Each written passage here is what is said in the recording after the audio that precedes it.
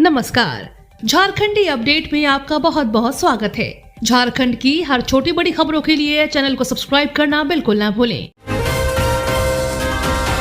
झारखंड में बदला मौसम का मिजाज, मेघ गर्जन के साथ बारिश के आसार। झारखंड में आज मौसम का मिजाज बदल गया है। इस दौरान न सिर्फ मेघ गर्जन होगा बल्कि वज्रपात की भी आशंका है। मौसम विभाग ने अपने पूर्वानुमान में बताया है कि बारिश के भी आसार हैं। इस क्रम में तेज हवाएं भी चल सकती हैं। गुमला, गढ़वा और सिमडेगा के कुछ स्थानों पर मेघ गर्जन हो सकता है। वज्रपात की आशंका है कि बारिश की भी संभावना है। झारखंड की राजधानी रांची में मौसम का मिजाज बदल गया है। सुबह से तेज धूप थी, दोपहर में अचानक मौसम ने करवट ले ली। बजट सत्र के 11वें दिन बीजेपी ने बोला हेमंत सरकार पर हमला। झारखंड विधानसभा बजट सत्र का 11वां दिन एक बार फिर से नियोजन नीति के मामले को लेकर विपक्ष के हंगामे के साथ शुरू हुआ। बीजेपी के विधायकों ने नियोजन नीति के मामले पर हेमंत सरकार के खिलाफ जमकर नारेबाजी की। बजट सत्र के 11वें दिन भी सदन के बाहर बीजेपी का प्रदर्शन देखने को मिला था।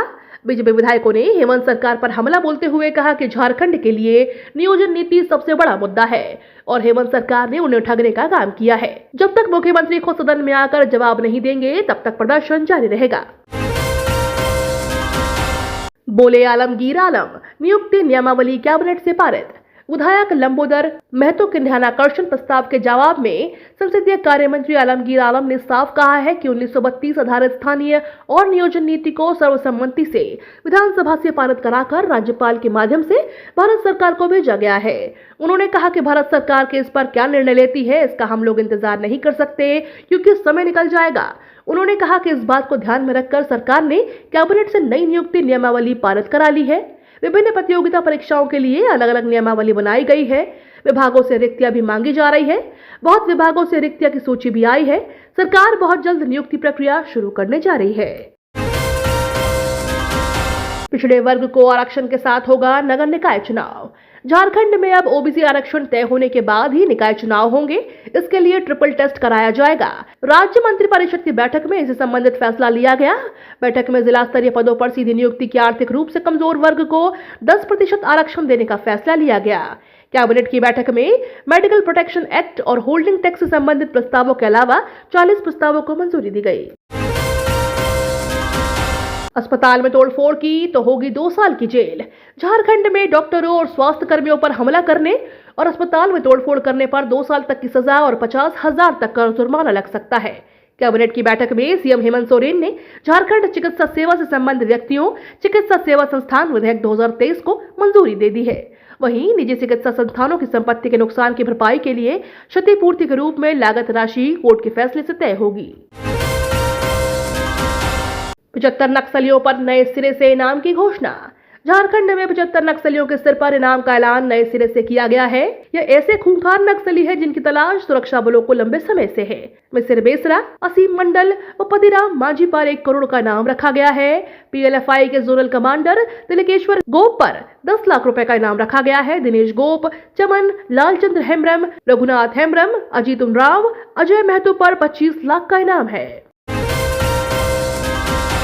बिजली बिल है बकाया तो मत हो परेशान, डीपीएस राशि माफ करेगी सरकार। राज्य की कैबिनेट ने राज्य के 42 लाख घरेलू उपभोक्ताओं के लिए फिर से वन टाइम सेटलमेंट स्कीम शुरू की है। इनमें 5 किलोवाट तक के बिजली इस्तेमाल करने वाले वैसे सभी घरेलू उपभोक्ताओं के बिजली बिल बकाया रखने पर लगने वाले डिले पेमेंट सरचार्ज को माफ किया जा रहा है। सरकार करीब 1004 करोड़ रुपए का डीपीएस माफ करेगी। राज्य भर के विभिन्न बिजली उपभोक्ताओं पर 4242 करोड़ रुपए का बिल बकाया है। इसमें 1004 करोड़ रुपए डीपीएस का है। सरकार ओटीएस लाकर इस राशि को तो माफ करेगी तो सरकार को करीब 3257 करोड़ रुपए बिल की वसूली होगी।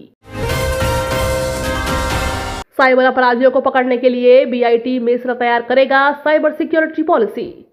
इंटरनेट और मोबाइल के बढ़ते इस्तेमाल से साइबर क्राइम अब सामाजिक समस्या बन चुका है। मोबाइल खोने या चोरी होने पर लोगों के डेटा नष्ट हो जाते हैं। खोया डाटा कैसे वापस लाया जाए, इस पर शोध की जरूरत है। इसी उद्देश्य को पूरा करने के लिए बीआईटी मेसरा में साइबर सिक्योरिटी इनिशिएटिव की शुरुआत की गई। आईआईटी कानपुर का C3I हब इसमें सहयोग करेगा। इसकी मदद से साइबर सिक्योरिटी पॉलिसी तैयार की जाएगी ताकि आने वाले समय में data security, data recovery, data monitoring के साथ साइबर सिक्योरिटी को मजबूत किया जाएगा। झारखंड में खुदवाए जाएंगे 1 लाख कुएं, सरकार ने खेती के लिए बनाया बड़ा प्लान। झारखंड सरकार ने आर्थिक रूप से कमजोर वर्ग के लोगों को जिला स्तर की नौकरियों में 10% आरक्षण के अलावा सिंचाई योजनाओं के तहत 1 लाख कुओं के निर्माण सहित कई प्रस्तावों को मंजूरी दे दी है। मुख्यमंत्री हेमंत सोरेन की बैठक में कुल 40 फैसले लिए गए, जिसमें 1 लाख कुएं खोदने की प्रस्ताव भी शामिल है। जानकारी के मुताबिक बिरसा सिंचाई कुआं संवर्धन मिशन के क्रियान्वयन के लिए स्वीकृति दी गई है, जिसके तहत 1 लाख कुओं का निर्माण किया जाएगा, जिससे राज्य के खेतों की सिंचाई में मदद मिलेगी। 38 किलोमीटर लंबी देवघर और बासुकीनाथ 4 लेन की मिली हरी झंडी। केंद्रीय सड़क परिवहन एवं राजमार्ग मंत्रालय से देवघर और बासुकीनाथ 4 लेन रोड का टेंडर फाइनल हो गया है। National highway authority of India से सूचीबद्ध पंजाब एवं दिल्ली आधारित company Grover construction private limited को कुल 999 करोड़ रुपए के देवघर बासुकीनाथ 4 लेन का काम मिला है। 2 वर्ष में देवघर बासुकीनाथ 4 लेन का निर्माण पूरा करना है। जून से इसका काम शुरू किया जाएगा। यह 4 लेन 38 किलोमीटर लंबी होगी। इसमें 50% सड़क का काम ग्रीनफील्ड एरिया में होगा।